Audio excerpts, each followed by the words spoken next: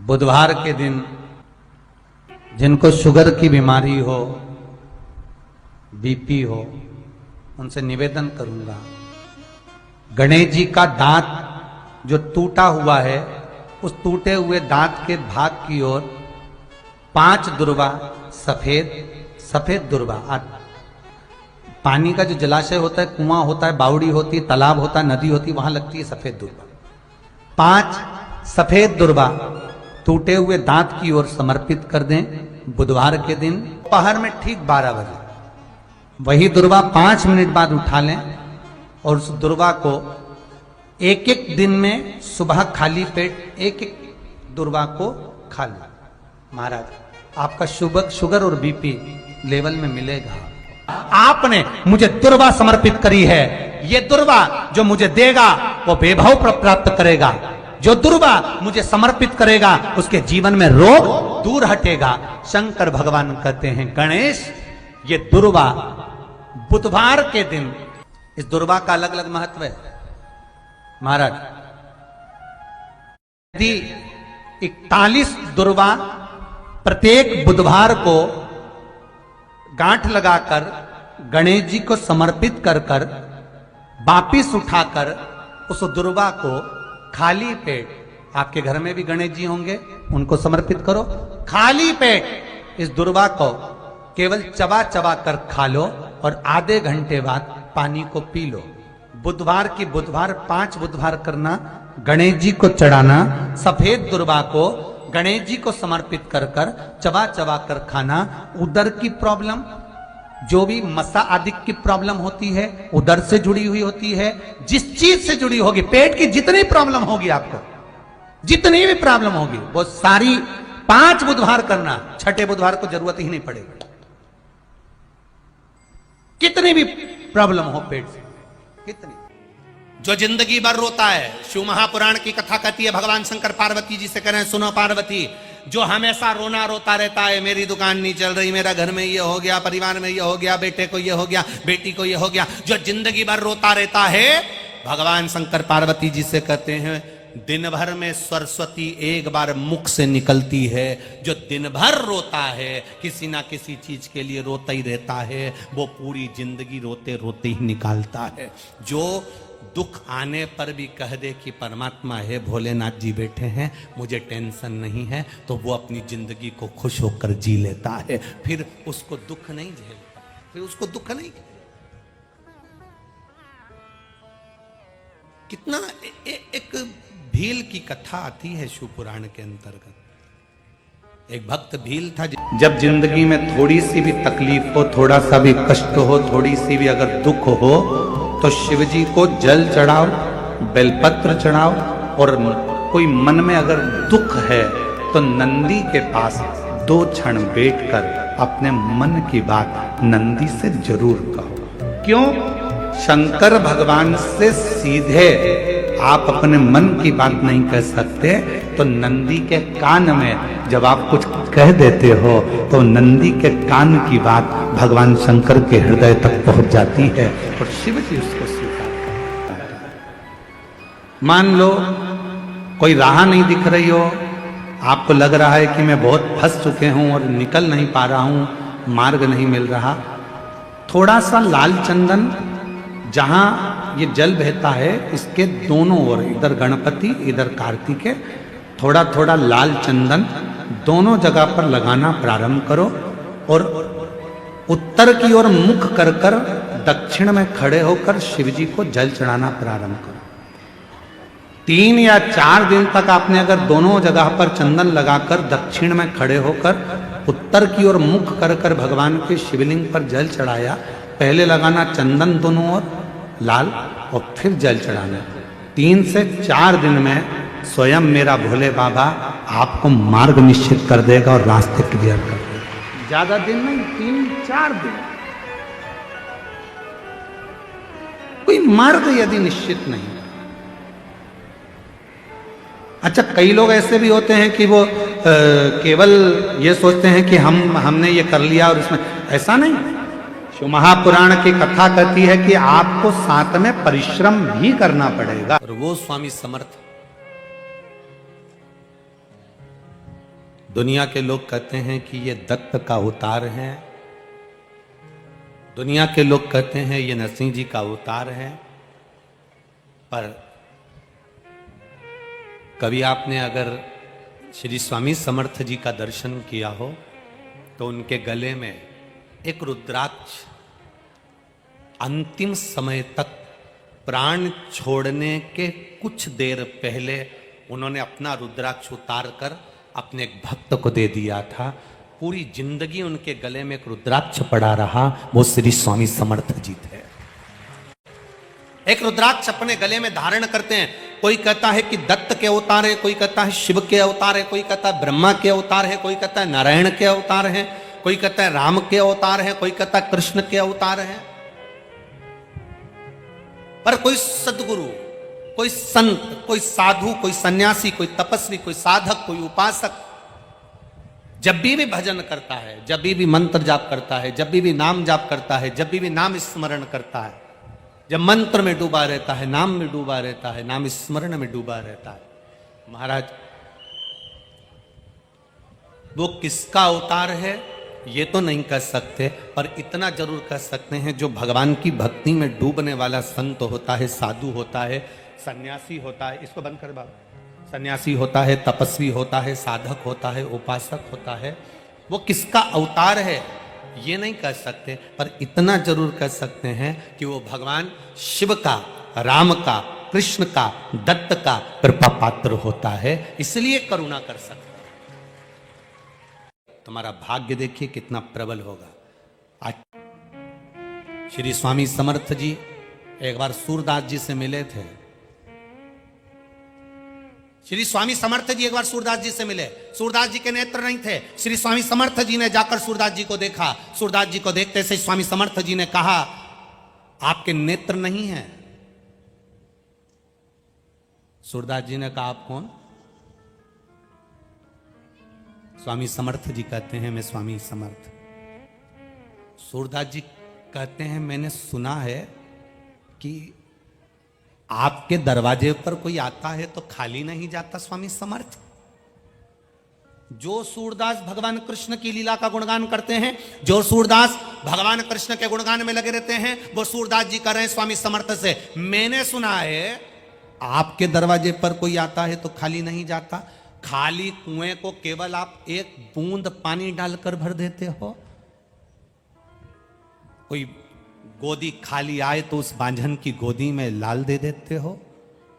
दुखी आया उसको आप सुखी कर देते हो स्वामी समर्थ। क्या मैं सूरदास, मेरी भी अभिलाषा पूरी होगी? स्वामी समर्थ मुस्कुराए, हंसे और मुस्कुराकर स्वामी समर्थ जी ने कहा, सूरदास तुम तुम्हारे मन में सोच लो तुम्हें क्या चाहिए। सूरदास जी कहते हैं, बस आपके दरवाजे पर आया हूं तो सोच लिया। सूरदास जी, ये स्वामी समर्थ आज आपसे कहता है, आपने भगवान कृष्ण का दर्शन मांगा है, एक बार आपके नेत्र आएंगे और आप भगवान का दर्शन कर लोगे। एक बार आपके नेत्र आएंगे और आप भगवान का दर्शन कर लोगे।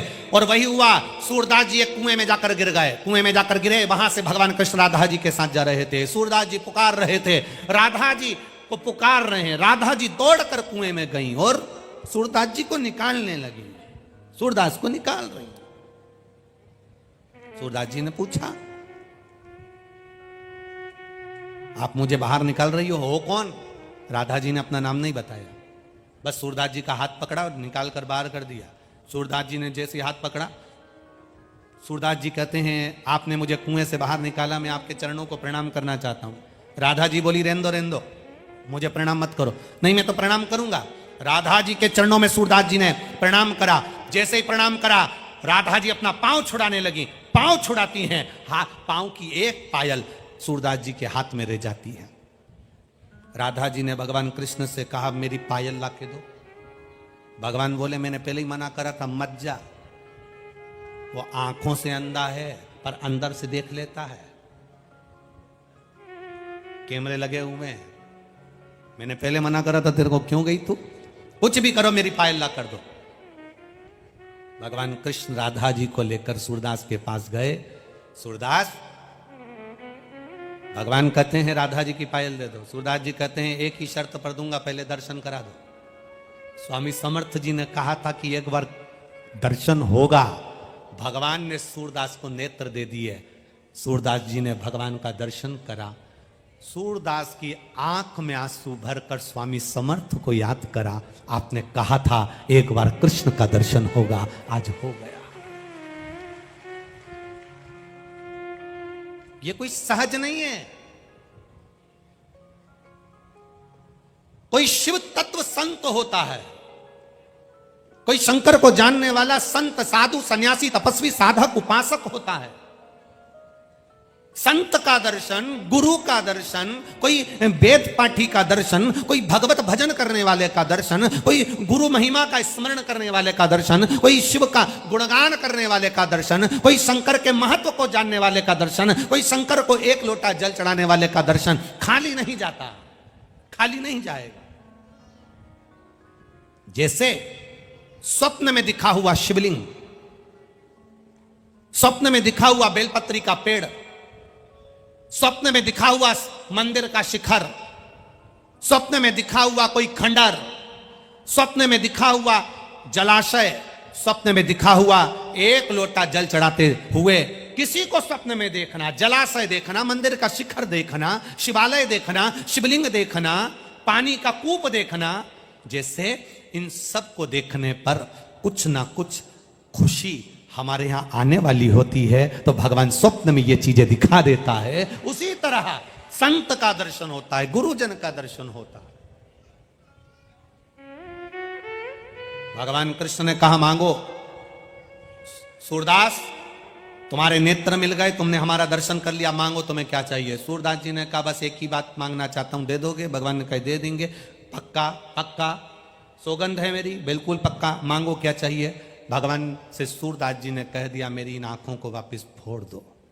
जिन नेत्रों से आपका दर्शन करा है उन नेत्रों से संसार का दर्शन नहीं करना है, फोड़ दो।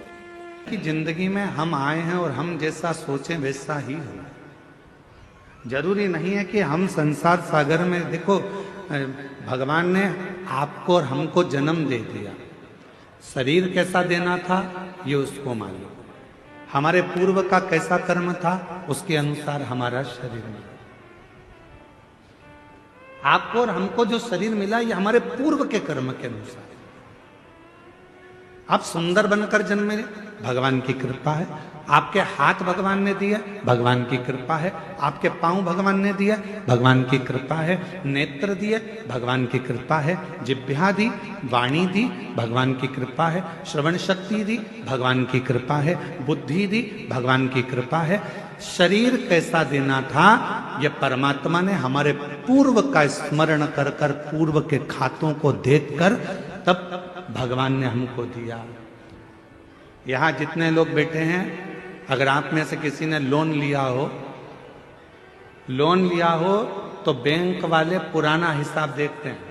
यहाँ माइंस वाले बहुत काम करते होंगे तो लोन लेना ही पड़ता होगा, है?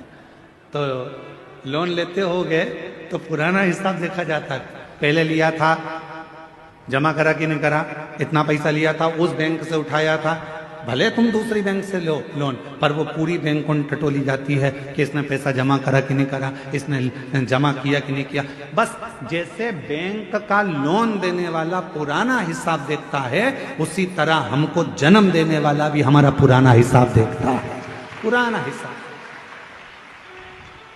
क्या करा संसार सागर में जाकर, किसी भूखे को भोजन कराया, प्यासे को पानी पिलाया, भगवान का मंत्र जाप किया, नाम जाप किया, किसी को सहायता प्रदान करी, किसी को शिक्षा प्रदान करी, किसी को चिकित्सा प्रदान करी। वो पुराना हिसाब देखता है और पुराना हिसाब देखने के बाद हमारा शरीर देता है। हमारे शरीर में कोई भी थोड़ी सी भी कमी रखता है, समझ लेना हमारा पूर्व का दिया हुआ है। महाराज कुछ हमने श्रेष्ठ ना करा हो,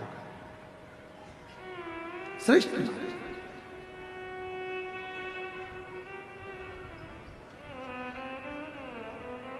धृतराष्ट्र नेत्र नहीं है। एक बार भगवान द्वारकानाथ से धृतराष्ट्र ने पूछ लिया, क्या बता सकते हो कि मेरे नेत्र क्यों नहीं है? मैं इतना सुंदर जन्मा, मैं इतने बड़े राज्य का राजा बना, मैं इतना बड़ा नरेश बना, मैं इस हस्तिनापुर का राज सिंहासन संभाल रहा हूं और मेरे नेत्र नहीं है। आप बता सकते हो कि मेरी किस्मत ऐसी क्यों लिखी? भगवान द्वारकानाथ ने कहा, पूर्व जन्म में तुम एक सुंदर राजकुमार थे, एक हंस को देख लिया था, उस हंसनी को पकड़ने के चक्कर में वो तुम्हारे हाथ न आई, तो उसके साथ में जितने भी लोग बच्चे थे उन सब के नेत्र तुमने हर लिए थे, इसलिए तुम्हारे नेत्रों को हरा गया। पूर्व का कर्म। कोई पिछले जन्म के अच्छे कर्म मुझे बाबा दे, कोई पिछले जन्म के अच्छे कर्म मुझे बाबा तेरा साथ मिला। जहाँ सारी दुनिया झुकती है, जहाँ सारी दुनिया झुकती है, मुझे वो आली दरबार मिला, दरबार। पुण्य होगा बोलने के लिए वाणी दे दी, पूर्व का अच्छा पुण्य होगा देखने के लिए नेत्र दे दिए महाराज, और भगवान ने सब कुछ दिया, पूर्व का पुण्य। और फिर याद रखो, हमारे और आपके पिछले जन्म का कोई अच्छा कर्म होगा जो शिव महापुराण की कथा कच्चे गांव में दे दी, ये पुण्य है।